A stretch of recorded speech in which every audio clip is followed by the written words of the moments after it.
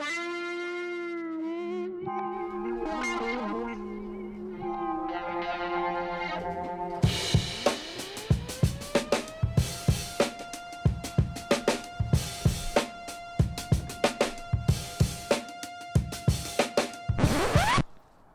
hello to my Axminster AW216TS. When I started out woodworking, I had the DeWalt 745. It was quite a popular saw and I didn't know any difference, but it was a job site saw and it was a little bit rough. The table was never flat, it never cut accurate 45-degree angles, and as I got better at woodworking, I started to realize more and more what I needed from a saw.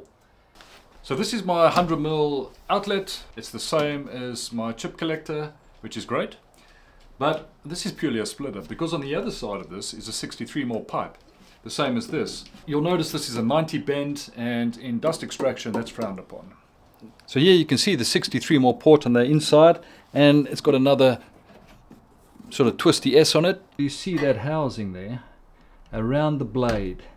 This plastic manifold does absolutely nothing to stop air getting sucked in from the outside. And equally you can see that under the table we have this huge gap going all the way around the table saw. That opening there lets in a lot of air.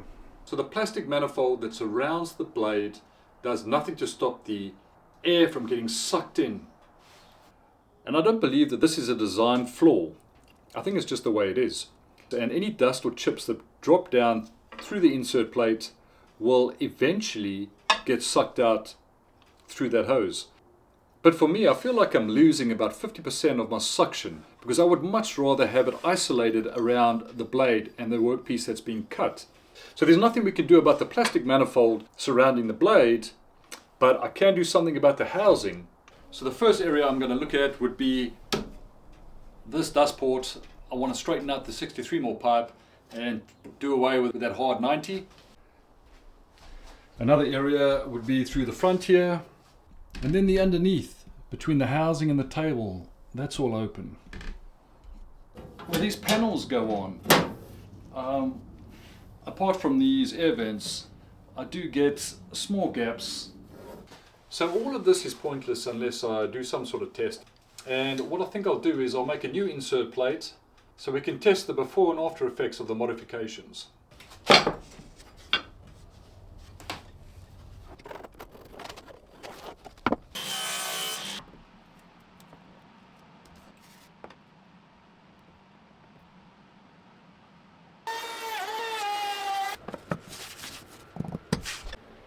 So I think for testing purposes I'm just going to block up this second port.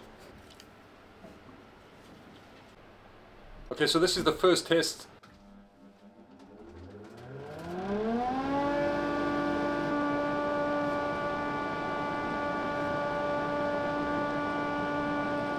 Okay, so that was the first test and nothing happened. Like, it didn't even move the needle one bit.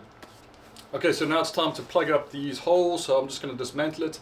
But one more thing, I'll probably do a quick review at the end if you're interested in this table saw, but it'll be based on what I think of it now that I've bought it. Because when I watch videos of it on YouTube, the reviews all have similar issues. I'll tell you what I think of those issues and how they affect me, if they affect me. Okay, so the first thing I've done is straighten out that pipe.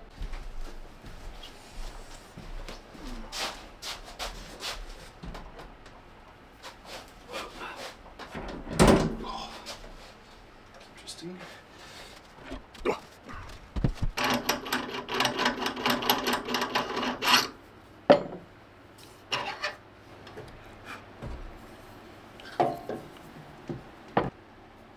I have to somehow seal up the front, but because this obviously pivots, I'm not too sure what I want to do here. I love carpet tape. This stuff is so strong.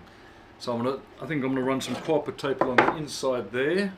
I'm thinking I'm going to go back to the draft sealer.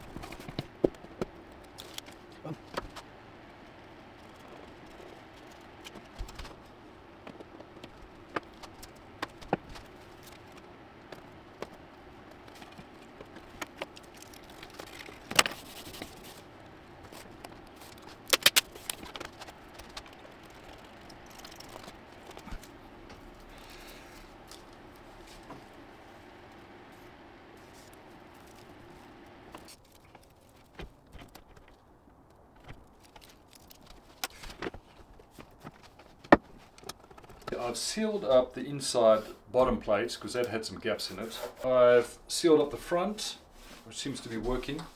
I've also put some draft sealer around this cover. The bit I thought was going to be the easiest is actually turning out to be a bit more of a headache.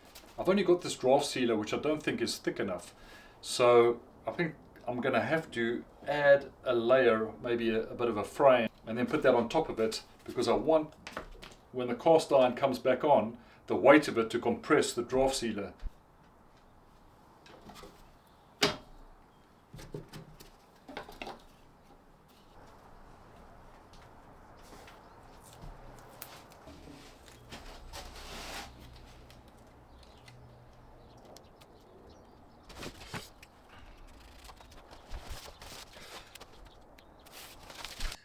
I probably went a bit overboard on the duct tape, but it was necessary. I've got 2 layers on there. If we have a look on the inside, I've done the bottom plate.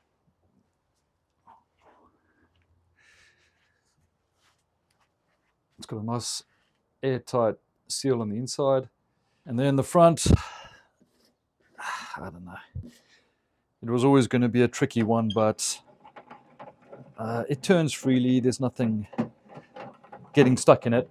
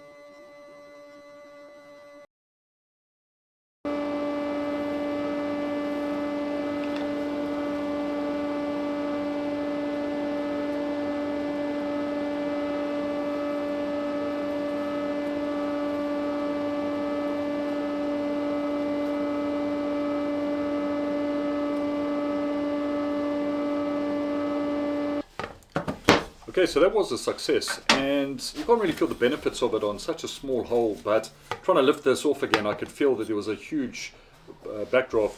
So when I replaced it for this plate, my original plate, I could feel there was a good suction coming through the blade opening.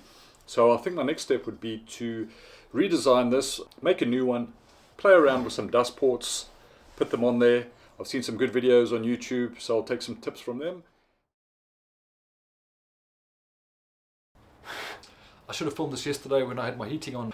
I had 5 requirements. One of them was accuracy. This does just fine with this nice flat cast iron top. 2 was price.